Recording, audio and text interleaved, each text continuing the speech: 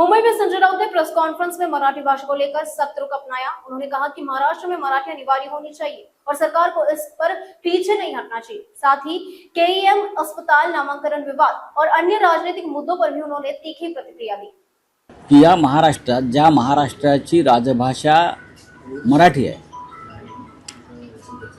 तिथे अशा प्रकारची सक्ती करणारा कायदा करावा लागतो आणि हा कायदा केल्यावरही काही लोक हा कायदा मानायला तयार नाही।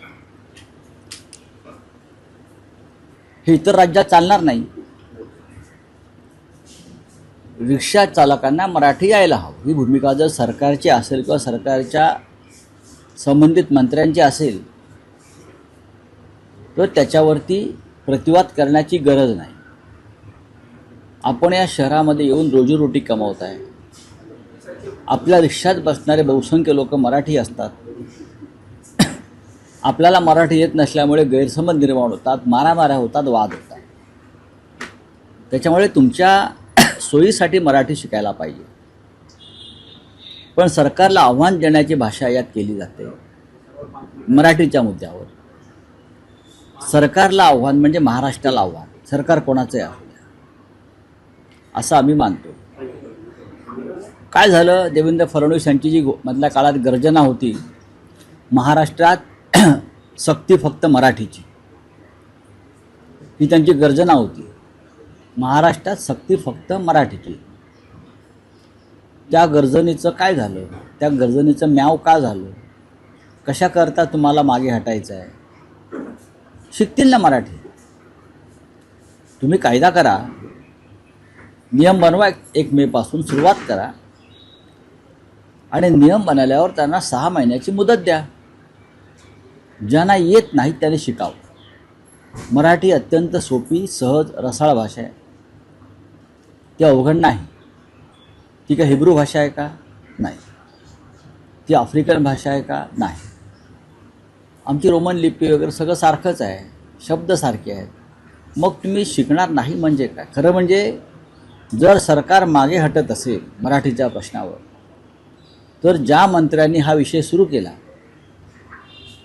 करणारच मराठी शिकावंच लागेल, त्यांनी मंत्रिमंडळातून मराठीच्या मुद्द्यावर राजीनामा दिला पाहिजे। जर महाराष्ट्र सरकार जसं चिंतामणराव देशमुखांनी दिला होता केंद्रात, जर मराठीच्या मुद्द्यावर महाराष्ट्राची राजभाषा असताना मराठीच्या मुद्द्यावर सरकार मागे हटत असेल तर जर ते मंत्री स्वाभिमानी असतील आणि खरोखर मराठीप्रेमी असतील तर त्यांनी ताबडतोब राजीनामा दिला पाहिजे आणि दूर व्हायला पाहिजे आणि मराठीसाठी लढायला पाहिजे। ते करणार आहेत का? लोढांना पुढाकार घ्यायचं काही कारण नाही आहे। हा ते आरक्षणाचा अजेंडा पुढे नेत आहेत। केईएम रुग्णालय हे का लोढाने बांधलं नाही आणि केईएम रुग्णालय हे गेले वर्षानुवर्ष शतकानुशतक रुग्णाची सेवा करत आहे। नक्कीच ते राजा किंग एडवर्डच्या नावाखाली ते आहे। एक ओळख म्हणून त्या नावाची देशात महाराष्ट्रात आहे। आणि लोढांचं जे कारण आहे की गुलामीची प्रतीकं नकोत, बरोबर आहे।